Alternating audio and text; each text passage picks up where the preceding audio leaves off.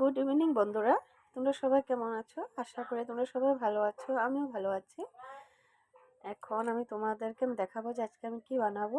আজকে আমি বানাবো চিতল পিঠা। এই যে এখানে আমি চাউল নিয়েছি 250 গ্রাম। এটা আমি ভালো করে ধুয়ে আমি 1 ঘন্টা হয়েছে ভিজিয়ে রেখেছি। এটা এখন আমি কি করব, মিক্সচার গ্রাইন্ডারে গ্রেট করে নেব।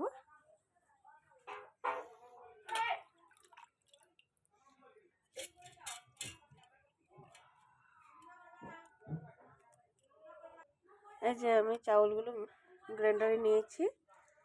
অল্প জল দেব, বেশি দেব না, না হলে লিকুইড বেশি হয়ে যাবে। এখন আমি গ্রেট করে নেব।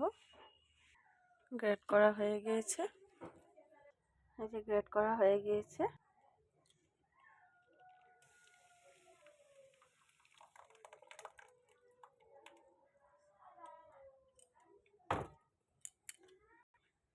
আমি এটা গ্রেট করেছি যে আমি বেশি পাতলা করিনি। আর এই যে দেখেছো বেশি আমি করিনি। এই যে অল্প অল্প দানা দানা থাকবে, এইভাবে তোমরা গ্রেট করে নেবে।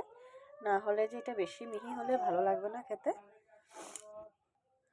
স্বাদ অনুযায়ী লবণ, আর লবণটা অবশ্য তোমরা বেশি দেবে না, না হলে ভালো লাগবে না খেতে।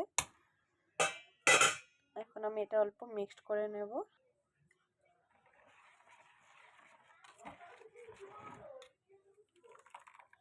এইভাবে তোমরা রাখবে, এটা বেশি পাতলা করবে না ব্যাটারটা। এই যে আর অল্প অল্প দেখেছো চাউল চাউল আছে।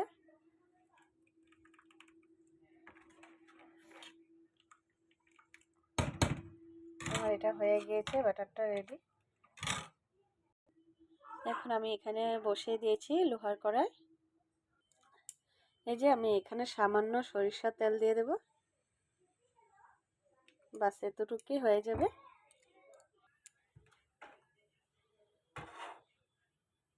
এইভাবে এক হাতা ঢেলে দেবে, দিয়ে আমি এইভাবে একটা ঢাকন নিয়েছি, এটা টিফিনের হয়। এটা দিয়ে এভাবে ঢেকে দেব, দিয়ে সামান্য জল দিয়ে দেবো।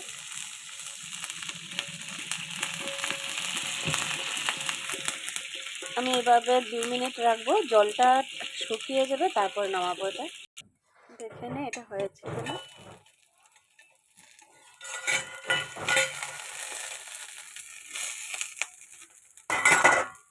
যেটা হয়ে গিয়েছে আমার। এখন আমি সামান্য চিনি নেব, এইভাবে এটাকে দিয়ে দেবো চারোদিকে চিনিটা। সব চিতল পিঠাগুলি আমি এইভাবে নামাবো বানিয়ে। তোমরা একবার বাসায় এটা এভাবে ট্রাই করে খেয়ে দেখবে, ভীষণ ভালো লাগে খেতে। আমাদের ঘরে তো সবাই ভালোবাসে, তার জন্য আমি বানাতেই থাকি কদিন পরে পর। আবার সেম পদ্ধতিতে আমি সামান্য তেল দিয়ে দেবো, সরিষা তেল।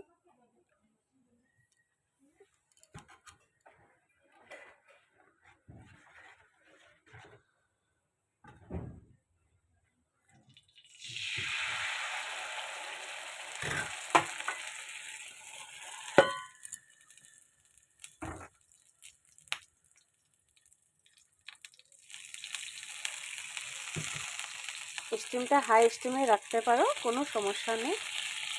5 মিনিট এভাবে রেখে দেব, জলটা শুকিয়ে যাবে, তারপরে আমি নামাবো। আবার দেখে নিই হয়েছে না।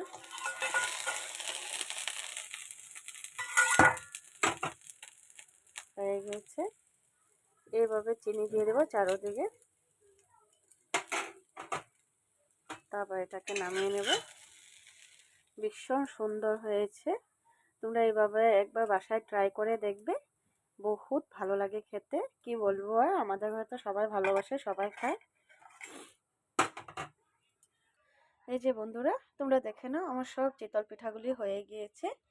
আমি এইভাবে বানিয়েছি, তোমরা ঘরে একবার ট্রাই করে দেখবে, খেয়ে দেখবে ভীষণ ভালো লাগে। এটার আমার পদ্ধতিটা হয়েছে আলাদা, কারণ চিতল পিঠা তো সবাই বানায়, সবাই অবশ্য উপরে চিনিটা দেয় না, আমি এভাবে চিনিটা দিয়েছি। আর সরিষার তেল দিয়ে সবাই বানায়, সামান্য দিয়ে বানায়। তোমরা দেখেছো আমি কতটুকু দিয়েছি, এত বেশিও নয়, কারণ এটা জল দিয়ে যখন ঢেকে রাখি তেলটা কি হয় উপরে উঠে যায়, ওটার জন্য কালারটা দেখতে এত সুন্দর আসে। তোমরা একবার বাসায় ট্রাই করে দেখবে এইভাবে। আর চিতল পিঠা তোমরা আরেকটা পদ্ধতিতেও খেতে পারো। সেটা হয়েছে তোমরা দুধ অল্প ঘন করে বানিয়ে নেবে, এটার মধ্যে এলাচ তেজপাতা দিয়ে তারপরে চিতল পিঠাটা তোমরা ওটার মধ্যে দিয়ে 1 ঘন্টার মতন ভিজিয়ে রাখবে, তারপরে খেতে পারবে। কিন্তু হ্যাঁ, সরিষার তেল এত দেবে না, সাধারণ মানে তোমার কড়াইতে দেবে যেন মানে খালি চিতল পিঠাটা উঠে আসে, ওইভাবে দিয়ে নামিয়ে তারপরে তোমরা কি করবে, দুধের মধ্যে তোমরা এভাবে দিয়ে দিবে। ওকে বাই বন্ধুরা, আমি আবার নতুন একটা রেসিপি নিয়ে তোমাদের কাছে চলে আসবো। তোমাদের কাছে যদি ভালো লাগে এটা লাইক কমেন্ট শেয়ার করে দেবে প্লিজ। এত কষ্ট করে বানিয়েছি, তোমরা এটা আমার ভালোবাসা দেবে এই ভিডিওটাতে, আমি জানি এতটুকু আশা আছে তোমাদের কাছে। ওকে বাই, আবার নতুন আমি ব্লগ নিয়ে চলে আসবো তোমাদের কাছে।